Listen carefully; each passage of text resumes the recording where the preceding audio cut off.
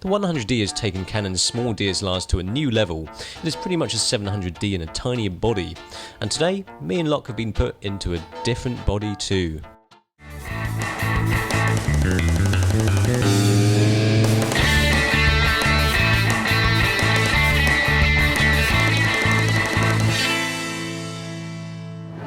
Today we're looking at entry-level cameras, unfortunately. The D3200 and the Canon 100D. Yes, So I've got the Nikon D3200. It's the smallest in the range. Look at it, it's really quite tiny. My hands look massive with this camera in it. The biggest part of this is the sensor, which is a 24 megapixel sensor, XP3. And look at it, it's fantastic, 3-inch LCD screen.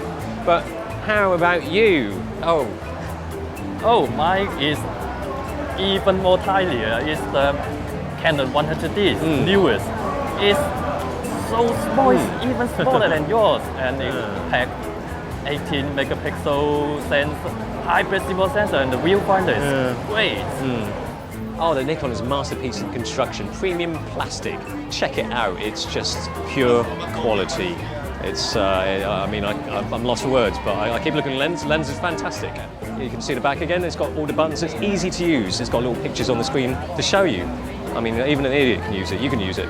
But look, it's a Nikon, so what about you? Oh, this talking about the handling. This is the smallest DSLR. You see, I can easily put in my bag. The buttons is almost quite the same as other like 700D, and I like the grip. Even though it's so small, it's really handy. And actually, how about we take some photos of that duck? Yeah.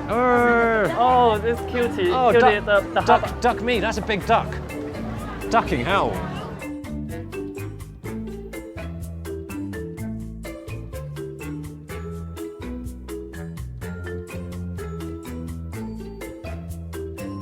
They're both essentially very easy to use, although one might find Canon's touchscreen a huge bonus for its see it, press it functionality.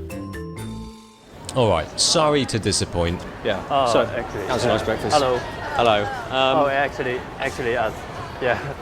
So, I can check that off the list. Models in a video. That's the bloody producer checklist. We've got that. We've got that done. Yep. We can put 2 models in the thumbnail now. Yeah, exactly. Yeah, okay. That's all we can afford. So we'll just. Thank you. I'll take my bag back. There you go. There's your lovely Thank bag. you. Yeah. We're cheap asses, so that's it. So that's all we can afford. Just a few minutes. Thank you very much. Sorry. Thank you. Sorry. Yeah. Arigato. Who needs lunch? We just spent the rest of our lunch money on some more model time. This is great. It's a great idea to do that. Oh, this is really easy to use. This is easy to use as well. Quick autofocus. This is super quick. The maximum shutter speed 4,000ths of a second, which is standard for the crapper cameras in the range. This is super quick plus time too. But not only, listen to the shutter noise. This is so quiet. Kind of same. Stealthy. And the exposure is really accurate. Same as this. It's just typical Nikon stuff. I mean, Canon are catching up still. This time we really had to let the models go, otherwise we'd have to resort to desperate measures to get the money. Oh, this live view really useful. Take a selfie shot, another selfie shot.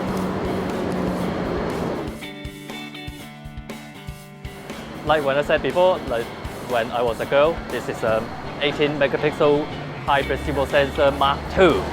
But high precision sensor doesn't really work that well. DigitalRev processor is so much like a 700D.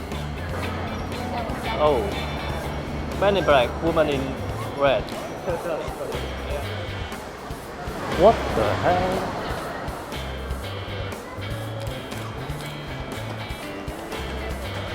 What kind of t-shirt is that? It's just ridiculous. So anyway, this is the baby Nikon. It's not that babyish in terms of all the features. It's got 11 auto focus points. Not that many cross type, but who cares? When I said it's almost like a 700D, well, it got live focus point, same as 700D, but it only got one cross type when 700D is all cross type. And this is burst rate is 4 FPS. Not that much. 700D got a little bit more, but I mean, the focus is quick enough for most purposes. It's not a sports camera. I mean, you can see the specs on it and you'll know because it's only got 4 FPS burst rate, same as the Canon we're comparing it to. So it's not a speed demon by any means, but it's not slow by a long shot. It's good enough for street stuff when you're standing in a cool spot, getting air conditioning from up there, getting the waft of air conditioning from up there. Yeah, this is good. When it comes to the regular AF you get when using the optical viewfinder, they're both really samey. The Nikon may have 2 AF points more, although both have 1 cross-type point. In practice, there's no real winner. The viewfinder isn't overly small for this kind of camera anyway. I don't know what else you need. well, 100D got bigger viewfinder, bigger than 700D. Yeah, well done. Nikon. You keep saying about your hybrid autofocus. Why don't we test it? Why don't we go over and test hybrid autofocus? I keep saying it's shit. All right. Well, let's see how crap it is. Yeah. Needless to say, both these cameras will be used in live view quite often, but the question is, which one is better at focusing in live view? Canon's camera boasts a hybrid CMOS sensor, supposedly to make it a lot quicker to focus in live view. Is it though? Of course, one has to bear in mind the lenses used with the cameras, but still, the Canon disappoints with its hybrid AF.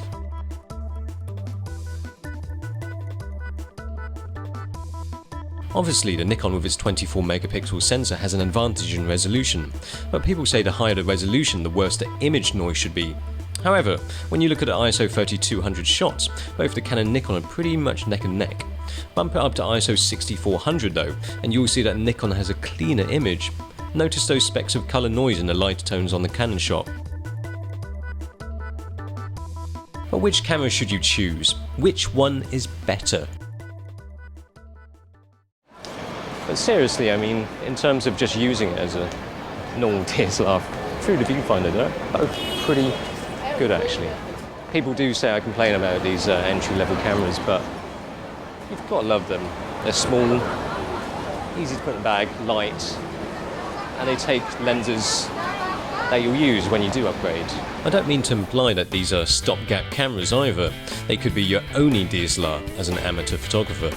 They do everything you need to get creative.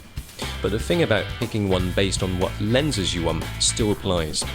It's easier for someone to consider these two cameras when they first pick a DSLR, but just know that it doesn't really matter which one you choose. Make your choice and then enjoy it. If you really have to ask, then the Canon is quite unbeatable as a small, light DSLR with huge functionality, and the Nikon has some quite appealing image quality. But both let you take some amazing photos. So that's a pretty crap conclusion to a Canon versus Nikon, isn't it? Oh, it's up to you. There's no best. But if you really have to ask, just buy a Nikon.